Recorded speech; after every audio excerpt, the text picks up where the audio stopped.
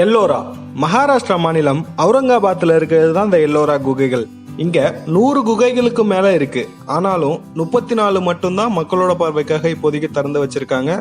அந்த 34 குகையில 12 பௌத்த குகையும் 17 இந்து குகையும் 5 சமண குகையும் இருக்கு. அந்த குகைகள்ல அந்தந்த மதத்தோட கோவில்களும் சிலைகளும் சிற்பங்களும் வரலாறுகளும் வெட்டப்பட்டிருக்கு. அது மட்டும் இல்லாம தங்குமறைகள், பெரிய கூடங்கள், சமையலறைகள் அப்படின்னு எல்லா மதத்தவர்களும் ஒன்னா கூடி வாழ்ந்ததுக்கான ஆதாரங்கள் காணப்படுது. பொதுவா உலகத்துல இருக்க எல்லா குகை கோவில்களும் சைட்ல இருந்து செதுக்கப்பட்டதா தான் இருக்குது. ஆனா இங்க எல்லோரால இருக்க கைலாசநாதர் கோவில் மட்டும்தான் மேலிருந்து கீழாக செதுக்கப்பட்டது. எப்படி இவ்வளவு பெரிய ஒரு கோவிலை மேலிருந்து கீழா செதுக்கி இருப்பாங்க அப்படிங்கிறது இன்னைக்குமே மிகப்பெரிய ஆச்சரியமா தான் இருக்கு. இன்னைக்கு இருக்க டெக்னாலஜியெல்லாம் வச்சு கூட இப்படி ஒரு கோவிலை உருவாக்க முடியாது. ஆனா அந்த காலத்திலேயே இதை உருவாக்கி வச்சுட்டு போயிருக்காங்க. ஆனா ஒரு சிலர் இது மனுஷங்களால கட்டப்பட்ட கோவிலே கிடையாது அப்படின்னு சொல்றாங்க. சரி, கட்டப்பட்டது கிடையாது. ஏன்னா கட்டப்படுறதுனா பாறைகளையோ செங்கலையோ ஒன்றன் மேல் ஒன்றை அடுக்கி வச்சு கட்டுறதுக்கு பேர் தான் கட்டப்படுறது. ஆனா இந்த கோவில் ஒரு பெரிய மலையவே மேலிருந்து கீழே குடைஞ்சு உருவாக்கி இருக்காங்க. இது குடையும் போது கிடைச்ச வேஸ்ட் பாறைங்க மட்டுமே 40 லட்சம் டன் இருக்கும் அப்படின்னு ஆராய்ச்சியோட முடிவுகள் சொல்லுது. ஆனா இந்த வெட்டப்பட்ட பாறைகளை எங்கேயும் யூஸ் பண்ணதுக்கான ஆதாரங்களோ இல்ல கொட்டப்பட்டதுக்கான ஆதாரங்களோ எங்கேயுமே காணப்படல. அப்போ அவ்வளோ வேஸ்ட்டும் எங்க தான் போயிருக்கும்? அது மட்டும் இல்லாம பல மர்மங்கள் இந்த எல்லோரால காணப்படுது. அதனாலதான் இந்த எல்லோரா மனுஷங்களால உருவாக்கப்படல, ஏலியன்ஸால உருவாக்கப்பட்டிருக்கும் அப்படின்னு சிலர் சந்தேகப்படுறாங்க. சரி, இதெல்லாம் ஒரு பக்கத்து இருக்கட்டும். இந்த குகைகளுக்குள்ளார அப்படி என்னதான் இருக்கு அப்படிங்கறத பத்தி இப்ப நம்ம பார்க்கலாம். அதுக்கு முன்னாடி நம்ம சேனலை சப்ஸ்கிரைப் பண்ணாதவங்க பண்ணிக்கோங்க. கூடவே பெல் ஐக்கானையும் கிளிக் பண்ணிக்கோங்க. ஏற்கனவே சொன்ன மாதிரி எல்லோரால 100 குகைகளுக்கும் மேல இருக்கு. அதுல 34 மட்டும்தான் மக்களோட பார்வைக்காக திறந்து வச்சிருக்காங்க. இதுல 1ல இருந்து 12 வரைக்கும் பௌத்த குகைகள். இதுதான் எல்லோரால உருவாக்கப்பட்ட முதல் குகைகள். இது 6ஆம் நூற்றாண்டுல இருந்து 7ஆம் நூற்றாண்டு வரைக்கும் உருவாக்கப்பட்டிருக்கு. முதல் குகையில தங்குவதற்கான அறைகளோட உருவாக்கப்பட்டிருக்கு. இதுல எந்த விதமான காவிங்ஸோ சிற்பமோ எதுவும் கிடையாது. 2வது குகையில சில புத்த சிலைகளோட புத்தர் கோவில் ஒண்ணு இருக்குது. 3வது குகையும் 2வது குகை மாதிரியே புத்த சிலைகளோட புத்தர் கோவில் இருக்குது.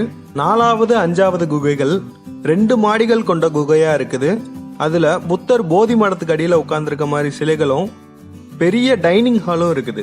6வது குகை பௌத்த மதத்தோட சிறப்புகளை வெளிப்படுத்துற மாதிரி நிறைய சிலைகளோட சிற்பங்களோட இருக்குது. 7வது குகை ஓபன் ஸ்பேஸ்ல வெறும் பிளைன் வால் மட்டும் இருக்குது. 8வது குகையில 2 ரகசிய அறைகளும் 9வது குகையில ஓபன் டெரஸும் இருக்கு. 10வது குகை தான் ரொம்ப முக்கியமான குகை. அதுதான் விஸ்வகர்மாவோட குகை. விஸ்வகர்மா கட்டிடக்கலைகளோட கடவுளா பார்க்கப்படுறாரு. இவருக்கு பெரிய சிலை அந்த குகையில இருக்குது. 11, 12வது குகையில நிறைய செல்ஃப்ஸோட 3 மாடி கட்டடம் இருக்குது. அடுத்து 13ல இருந்து 29 வரைக்கும் இந்து குகைகள். இது 6ஆம் நூற்றாண்டுல இருந்து 8ஆம் நூற்றாண்டு வரைக்கும் உருவாக்கப்பட்டது. 13, 14வது குகைகள்ல ராமாயண மகாபாரத இதிகாசங்களோட சிற்பங்களும் 15வது குகையில விஷ்ணுவோட தசாவதாரங்களான மச்ச, கூர்ம, வராக, நரசிம்ம, வாமன, பரசுராம, ராமகிருஷ்ண, புத்த, கல்கி அவதாரங்களோட சிலைகளும் 16வது குகையில உலகிலேயே மிக பெரிய ஒரே பாறையில செதுக்கப்பட்ட கைலாசநாதர் ஆலயமும் 21வது குகையில ராமேஸ்வரர் டெம்பிளும் 29வது குகையில மும்பையில இருக்க எலிபாண்டா குகையில இருக்க மாதிரியான சிற்பங்கள் இருக்குது. மற்ற இந்து குகைகள்ல இந்து கடவுள்களோட சிலையும் கல்வெட்டுகளும் காணப்படுது. அடுத்து 30ல இருந்து 34 வரைக்கும் சமண குகைகள். இதுதான் எல்லோரால கடைசியா உருவாக்கப்பட்ட குகைகள். இது 8ஆம் நூற்றாண்டுல இருந்து 10ஆம் நூற்றாண்டு வரைக்கும் உருவாக்கப்பட்டுச்சு.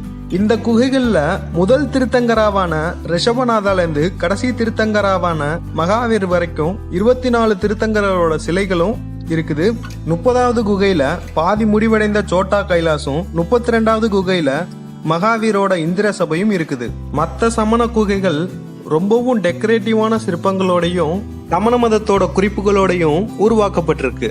பிறகு 16ஆம் நூற்றாண்டுல முகலாய பேரரசரான ஷாஜகானுக்கும் மும்தாஜுக்கும் பிறந்த அவுரங்கசீப் 1000க்கும் மேற்பட்டவங்களை வச்சு 3 வருஷமா இந்த குகைகளை இடிக்கிறதுக்கான வேலைகளை பார்த்திருக்காரு. ஆனாலும் அவரால் பாதியை மட்டுமே சேதப்படுத்த முடிஞ்சிச்சு. இந்த குகைகளை சேதப்படுத்தவே இவ்வளவு கஷ்டப்பட்டிருக்காங்கன்னா இதை உருவாக்க எவ்வளவு கஷ்டப்பட்டிருப்பாங்க. அவங்க இவ்வளவு கஷ்டப்பட்டு தன்னோட பெரும் உழைப்பையும் நேரத்தையும் செலவு பண்ணி நம்ம வேற்றுமையிலும் ஒற்றுமையா இருக்கணும்னு தான் இதை கட்டி வச்சுட்டு போயிருக்காங்க. இந்த வீடியோ உங்களுக்கு பிடிச்சிருந்துச்சுன்னா லைக் பண்ணுங்க, கமெண்ட் பண்ணுங்க, ஷேர் பண்ணுங்க, மறக்காம சப்ஸ்கிரைப் பண்ணுங்க.